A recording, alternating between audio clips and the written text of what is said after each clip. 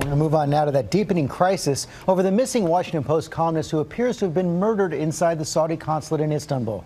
Turkish officials are citing mounting evidence that the killing of Jamal Khashoggi is tied to the Saudi regime, but President Trump is emphasizing the Saudi denial, saying they are innocent until proven guilty. ABC's Ian Pannell is in Istanbul with the latest. Good morning, Ian. Yeah, good morning, George, from the Saudi consulate in Istanbul, which is now at the centre of what looks increasingly like a possible murder mystery and certainly a global diplomatic crisis involving Saudi Arabia, Turkey and the United States. President Trump has expressed more than one opinion on this, but the question still remains, will there be a proper investigation and will we get any clear answers? This morning, will President Trump respond to the alleged murder of Washington Post writer Jamal Khashoggi? Overnight, Trump telling Fox Business, "It depends whether or not the king or the crown prince knew about it, in my opinion. Number one, what happened, but whether or not they knew about it. If they knew about it, that would be bad." Trump also comparing the situation to sexual assault allegations made against Supreme Court Justice Brett Kavanaugh, telling the Associated Press, "You're guilty until proven innocent. I don't like that." But one major difference, evidence. The Post columnist seen entering the Saudi consulate, but he hasn't been seen since.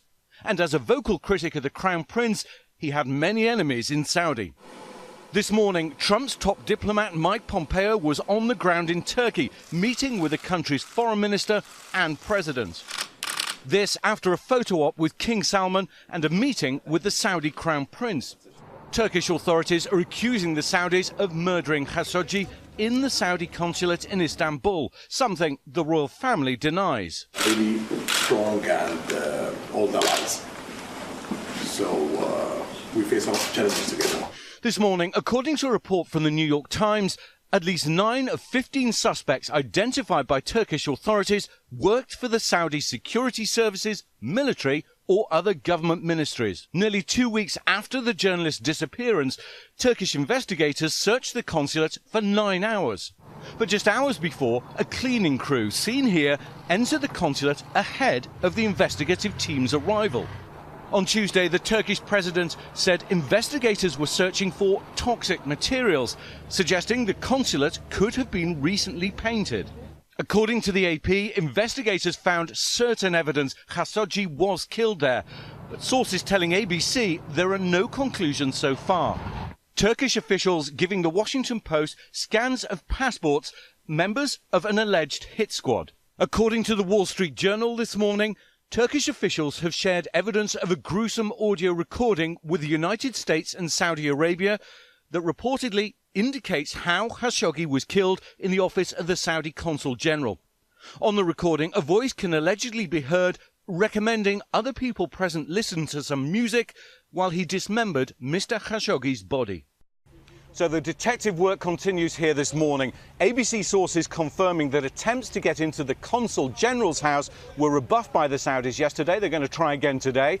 We've also just heard that investigators went to the home of the fiancé of Mr. Khashoggi, collected DNA samples. The question is, will they be able to match it against anything they've discovered inside the consulate here? George? Okay, Ian, thanks. Let's bring our chief White House correspondent, John Carl, for more on all this. And, John, we just saw how the evidence is mounting that the Saudis were behind this, but the president's been emphasizing the Saudi denials, apparently taking arms sales already off the table, but he is under pressure to take some action. Well, and George, he did say that there would be severe punishment. Those were his words if it turned out the Saudis did this. But he has made it clear he doesn't want to jeopardize arms sales. He's made it clear he doesn't like the idea of sanctions. So it's unclear what the White House would do. I would look for the action, though, to come from Congress. We hear members of Congress, both parties, talking about sanctions and also about ending U.S. support for the Saudi war in Yemen. Now, the president also defending himself against the idea that his possible investments from Saudi Arabia in the past may have something to do with his stance. Yes, as a matter of fact, he said he has no financial ties to Saudi Arabia right now. As you know, though, the president has had in the past very deep financial ties to the Saudis, going back to 1991 when he was in financial trouble and they bought his yacht. And John, the president on this media blitz heading into the midterms, giving a series of interviews, as we've seen, taking off on all of his perceived adversaries. He's taking on the Fed chair. He's taking on Elizabeth Warren. He's calling Stormy Daniels horseface.